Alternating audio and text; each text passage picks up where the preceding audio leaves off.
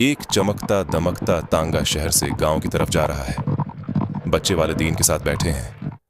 हाथों में रंग बिरंगे गुब्बारे और खिलौने हैं। घोड़ा फख्र से दौड़ रहा है। बच्चे हंसी खुशी खेल रहे हैं। उनके चेहरे खुशी से जगमगा रहे हैं। जैसे ही तांगा गांव के करीब पहुंचता है, हल्की बारिश शुरू हो जाती है। ठंडी हवा चलती है और दरख्त झूमने लगते हैं। परिंदे मीठे मीठे नगमे गा रहे हैं। ताजगी की खुशबू फैल जाती है।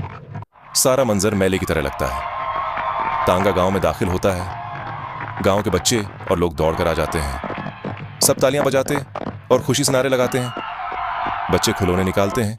कोई गुब्बारे उड़ाता है, कोई गुड़िया के साथ खेलता है और कोई छोटी गाड़ियां दौड़ाता है।